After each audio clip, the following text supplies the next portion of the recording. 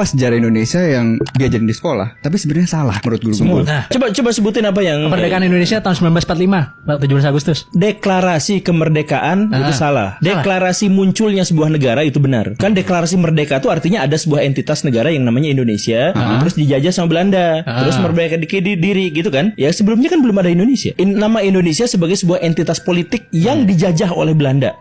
Gak ada. Jadi dulunya adalah kerajaan-kerajaan kemudian disatukan menjadi Pax Nederlandika yang diberi nama Hindia Belanda, lalu memerdekakan diri. Kalau mau mendeklarasikan kemerdekaan berarti namanya merdekanya Hindia Belanda. Nah, kalau itu mungkin kemerdekaan. Itu juga bisa diperdebatkan, tapi lebih masuk akal daripada Indonesia merdeka tahun segitu. Dan itu pun baru deklarasi kemerdekaan, bukan kemerdekaan. Kemerdekaan itu berarti butuh dua faktor lagi. Yaitu apa? Faktor-faktor internal harus dipenuhi, faktor-faktor eksternal harus dipenuhi. Yang internal misalkan bahwa harus ada perangkat pemerintahannya harus ada, pada waktu itu belum ada. Jadi belum merdeka, baru klaim sepihak. Dan kemudian klaim sepihak itu harus dilibatkan pihak-pihak yang lain sehingga disebut sebagai bukan lagi klaim sepihak. Karena nggak diakui internasional kan di 1945 itu kan.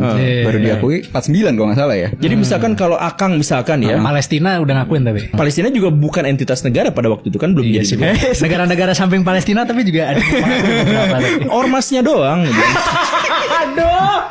Yang pertama ya tetap aja Mesir kan, gara-gara Mesir benar. Iya, gara-gara Pak siapa itu di Indonesia tuh? Perdana Menteri Indonesia tuh. Sultan Syahrir. Yang pertama. Yang kedua siapa? Amir, yang ketiga Hatta, terus nah itu yang keempat itu tuh siapa sih? Saya lupa lagi. Nah, itu kan lobby politik sama orang Ikhwanul Muslimin di sana dan akhirnya deal. Ya udah, Mesir akhirnya menjadi negara pertama yang mengakui kedaulatan Indonesia. Tapi kan klaim itu tuh memang harus dipertanggungjawabkan. Maksudnya gini, saya punya ijazah, tapi ijazah itu tidak diakui oleh siapapun. Ya saya mau pamer kayak gimana pun tetap ijazahnya itu tidak berlaku.